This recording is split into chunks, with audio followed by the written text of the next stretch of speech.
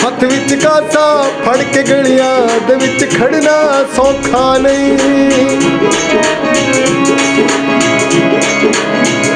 हथ विच कासा फड़ के गलियां दे विच खड़ना सौखा नहीं। जूदे जी यार दे खातिर मरना सौखा नहीं।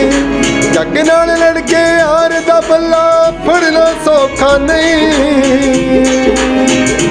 हर कोई बुल्ला बनना चाहता, बुल्ला बनना सौखा नहीं। हर कोई बाबा बनना चाहता, बाबा बनना सौखा नहीं। वो सारे जग नू छड्डना पैंदा रब नाल लड़ लड़ के। वो यार दी खातिर सीस तली ते करना सौखा नहीं। हर कोई बुल्ला बनना चाहता, बुल्ला बनना सौखा नहीं। हर कोई बाबा बनना चाहता, बाबा बनना सौखा नहीं। नमस्कार, आप सभी दोस्तों का फिर से स्वागत है इदम टुडे न्यूज़ स्टूडियो में। और हमारे साथ फिर से आए हैं जयपाल सहोता जी, जो कि पंजाबी गायक हैं और लंबे वक्त से एक गायन कला से जुड़े हुए हैं। तो उनसे हम बातचीत कर लेते हैं। सबसे पहले तो सर बहुत बहुत स्वागत है हमारे स्टूडियो में आपका। धन्यवाद आपका जी, बहुत बहुत मेहरबानी जी। जयपाल जी, हमारे व्यूवर्स को बताइए कि आपने ये करियर, जो सिंगिंग करियर था, ये क्यों चुना आपने? ये किसी के चुनने से नहीं होता मेरे हिसाब से। ये तो गॉड गिफ्ट चीज़ें हैं और खुदा की रहमत हुई। और बचपन से ही बाय बर्थ ही मैं गा रहा था, बचपन से ही। अच्छा। स्कूल में, कॉलेज में। कितने साल के थे जब आप सिंगिंग लाइन में आए? जब मैं छोटा था, कोई 8-7 साल का, मेरी सिस्टर ने मुझे कहा कि थोड़ा सा गाओ। गाते रहते थे घर पे। तो मेरी दीदी ने मुझे सेलेक्ट किया कि तेरी आवाज़ जो है वो अच्छी आवाज़ है। तो फिर जब प्रमोट करने लगे परिवार में, उसके बाद स्कूल में गाने लगे। स्कूल के बाद कॉलेज में चले गए। कॉलेज में जाके मुझे असली पुशअप जो है वो कॉलेज से मिला। कॉलेज में मैंने अच्छे मार्क्स लिए म्यूज़िक में और मेरे प्रोफेसर्स ने मुझे बहुत सपोर्ट किया और काफ़ी कंपटीशन जीते मैंने। तो आप जो है वो सिंगिंग करियर को किसको अपना सबसे बड़ा योद्धा मानते हैं कि जिन्होंने मुझे सपोर्ट किया अपने आपके परिवार में? परिवार तो हमारा टोटल परिवार ही मेरा सपोर्टर है। और अगर उसमें थोड़ी बहुत हलचल होती तो फिर कैरियर में प्रॉब्लम आती है। बट ऐसी कोई नहीं, सारा परिवार ही मेरी सपोर्ट में करता है। माता पिता का क्या रोल रहा सर? मदर फादर मेरे बिल्कुल सपोर्ट रही है। मेरे फादर की भी सपोर्ट रही, मदर की भी। और दीदी तो मेरे सपोर्ट करते ही थे। वो पीछे कुछ ऐसा टाइम रहा कि वो नहीं रहे, चले गए। मेरी दीदी जिन्होंने मुझे प्रमोट किया था वो इस दुनिया में नहीं है। बस जहाँ भी है वो राजी रहे। माफ़ी चाहूँगी। और हम बातचीत कर लेते हैं। आपका अभी आने वाला प्रोजेक्ट कौन सा है और जो अभी आपने पीछे गाना गाया था उसके बारे में भी हमारे दर्शकों को बता दीजिए। देखो, गाने तो मैंने बहुत गाए। सबसे पहले मेरा गाना आया था दिल दे मरीज़। कॉलेज से निकलते ही मैंने वो गाना किया था, बड़ा अच्छा रहा पंजाब में जी। सो अभी आप हिंदी बोल रहे थे, मुझे मैं भी हिंदी बात कर रहा हूँ। हाँ, आप पंजाबी गायक हैं एक्चुअली, थोड़ी पंजाबी जो हाँ, आप इदम न्यूज़ के साथ हैं और मैं सपोर्ट करता हूँ इदम न्यूज़ की जी। तो अभी आप अपकमिंग कोई प्रोजेक्ट है अभी आपका आने वाला? अपकमिंग तो अभी दीदार सॉन्ग है मेरा जो आने वाला है जी। और वो बड़े अच्छे लेवल से आएगा और अमेरिका से वो रिलीज़ होगा। अमेरिका में एक अच्छे फ्रेंड है, जो कंपनी है वो अच्छा रिलीज़ करते हैं मेरे गाने। पीछे भी इन्होंने रिलीज़ किया था। तो बेसिक तो मुझे जो मेरा गाना इंटरनेशनल लेवल पे लोगों ने बहुत पसंद किया, वो गाना था मेरा बुल्ला। हर कोई बुल्ला बनना चाहता, बुल्ला बनना सौखा नहीं। हर कोई बाबा बनना चाहता, बाबा बनना सौखा नहीं। जी, मैंने भी सुना था वो बुल्ला सॉन्ग काफ़ी ज़्यादा प्रचलित रहा और लोगों ने भी बहुत प्यार दिया। यहाँ पर पंजाब में कैसा रिस्पॉन्स रहा? पंजाब से मुझे बहुत रिस्पांस मिला। अमेरिका में, कनाडा में काफ़ी लोगों ने मेरी इंटरव्यूज़ की हैं जी। जब वो आया था। अब भी बहुत सी दुनिया है जो सुनती है, उसको सुन के बस बुल्ला की हो जाती है। पंजाबी में आपको हर कोई बुल्ला बनना चाहता, बुल्ला बनना सौखा नहीं। हर कोई बाबा बनना चाहता, बाबा बनना सौखा नहीं। क्यों? क्योंकि यार दी खातर नचना पैंदा कंजरी बन बन के।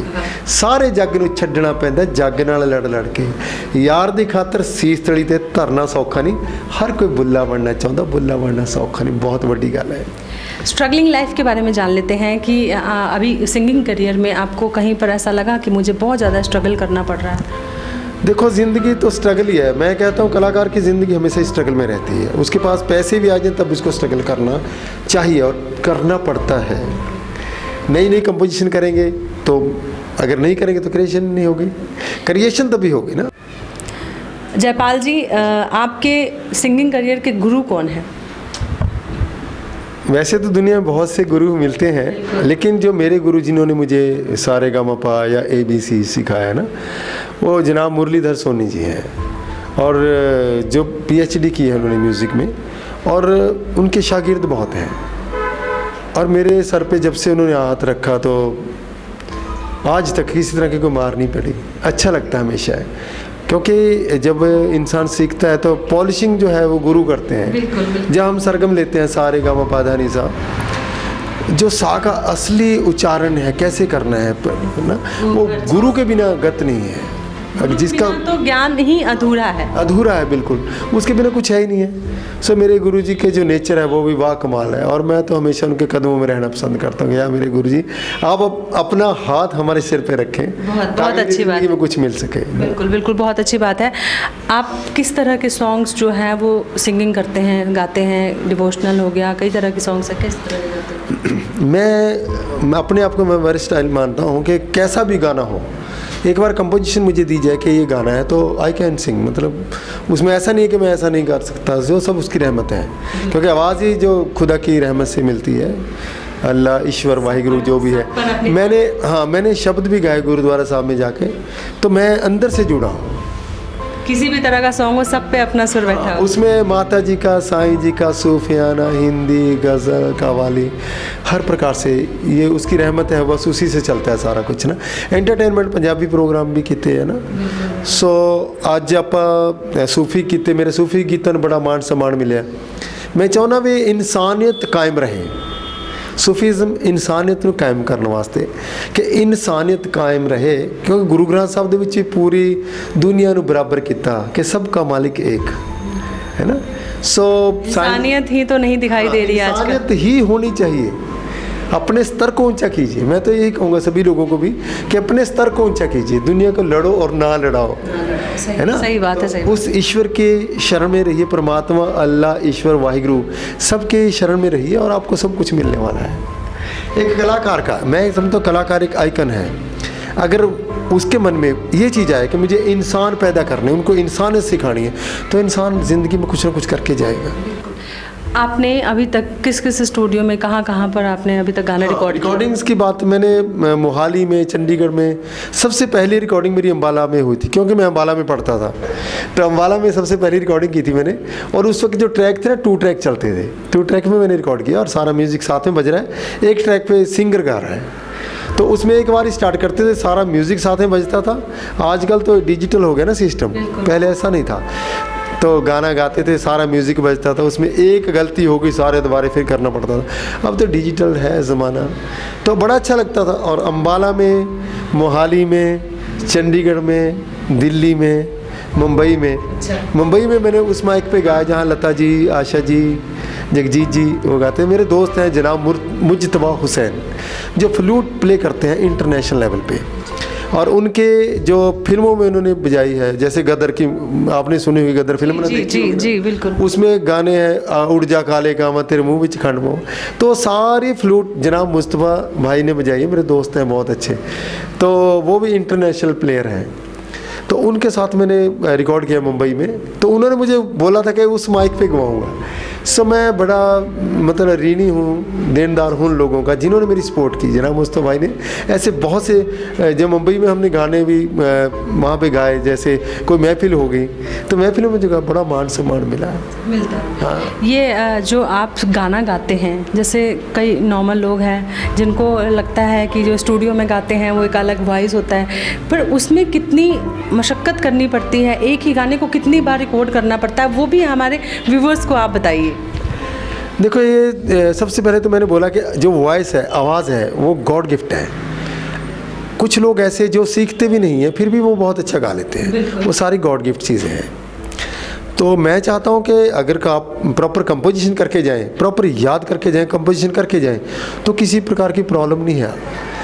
और देखो बॉम्बे में मैंने एक चीज़ जाके सीखी कि उसको रिकॉर्डिंग कैसे करते हैं, उनका जो तरीका वाह कमाल तरीका है। तो उसमें एक एक वर्ड पे काम होता है, तभी तो उनकी रिकॉर्डिंग फिर नंबर 1 पे जाती है। सर फील, हाँ सॉरी, जो फील है ना वो ख़त्म नहीं होना चाहिए गाने में।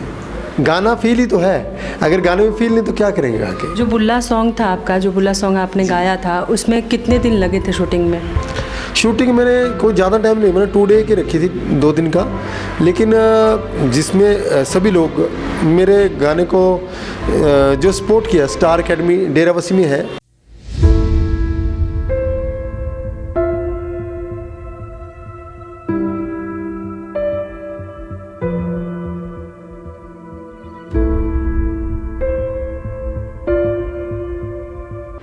जयपाल जी, कई सिंगर्स हैं जो फेसबुक पे लिपसिंग करते हैं कई बार, क्या आप भी लिपसिंग करते हैं? वो भी बता दीजिए हमारे दर्शकों नहीं, को। ऐसा नहीं है, अकेला फेसबुक पे नहीं, सिंगर तो स्टेज पे भी लिपसिंग करते हैं। बट मैं लाइव गाता हूँ, क्योंकि ये ना मुझे मज़ा ही नहीं आता उस चीज़ का। तो लाइव गाने में जो आनंद है ना, जो मैं तो एक चीज़ मानता हूँ, जो स्वर है, जो स्वर के साथ आप मैच कर जाते हो प्रॉपर, तो आपको खुदा के, अल्लाह के, ईश्वर के, वाहिगुरु के दर्शन हो जाते हैं। बस ये बहुत बड़ी बात है, और लाइव गाने में जो आनंद है वो कहीं नहीं मिलता। तो ये थे हमारे साथ जयपाल सहोता जी, जो कि पंजाबी गायक हैं और बड़े ही मशहूर, किसी पहचान के मोहताज नहीं हैं, और अपने कलाकारी से दर्शकों को खूब भाते रहे हैं। और इसी तरह से मैं कहूँगी कि जयपाल जी, हमारे स्टूडियो आप आते रहिए और हमारे दर्शकों के सामने जो है वो 1-2 सॉन्ग्स ऐसे ही, एक बुल्ला सॉन्ग 2 लाइन आप सुना दीजिए, फिर हम विदा लेते हैं। क्या बात है, थैंक यू सो मच। सबसे पहले तो मैं एकदम न्यूज़ चैनल का मैं दिल से शुक्रिया अदा करता हूँ कि उन्होंने मुझे बुलाया, और बुला के एक एक चीज़ का मतलब खोज की कि आप क्या हैं, कहाँ से आए हैं, कैसे हैं। सो मैं ऋणी हूँ, आपका धन्यवाद करता हूँ। और बुल्ला गाने के जो है बोल, वैसे तो आप YouTube पे देख सकते हैं, बड़े अच्छे लेवल पे वो है। तो हੱਥ ਵਿੱਚ ਕਾਸਾ ਫੜ ਕੇ ਗਲੀਆਂ ਦੇ ਵਿੱਚ ਖੜਨਾ ਸੌਖਾ ਨਹੀਂ, ਜਿਉਂਦੇ ਜੀ ਹੀ ਯਾਰ ਦੀ ਖਾਤਰ ਮਰਨਾ ਸੌਖਾ ਨਹੀਂ, ਹੋ ਜੱਗ ਨਾਲ ਲੜ ਕੇ ਯਾਰ ਦਾ ਪੱਲਾ ਫੜਨਾ ਸੌਖਾ ਨਹੀਂ। ਹਰ ਕੋਈ ਬੁੱਲਾ ਬਣਨਾ ਚਾਹੁੰਦਾ, ਬੁੱਲਾ ਬਣਨਾ ਸੌਖਾ ਨਹੀਂ। ਹਰ ਕੋਈ ਬਾਬਾ ਬਣਨਾ ਚਾਹੁੰਦਾ, ਬਾਬਾ ਬਣਨਾ ਸੌਖਾ ਨਹੀਂ। ਹਰ ਕੋਈ ਬੁੱਲਾ ਬਣਨਾ ਚਾਹੁੰਦਾ, ਬੁੱਲਾ ਬਣਨਾ। ਹੱਥ ਵਿੱਚ ਕਾਸਾ ਫੜ ਕੇ ਗਲੀਆਂ ਦੇ ਵਿੱਚ ਖੜਨਾ ਸੌਖਾ ਨਹੀਂ। ਹੱਥ ਵਿੱਚ ਕਾਸਾ ਫੜ ਕੇ ਗਲੀਆਂ ਦੇ ਵਿੱਚ ਖੜਨਾ ਸੌਖਾ ਨਹੀਂ, ਜਿਉਂਦੇ ਜੀ ਯਾਰ ਦੀ ਖਾਤਰ ਮਰਨਾ ਸੌਖਾ ਨਹੀਂ।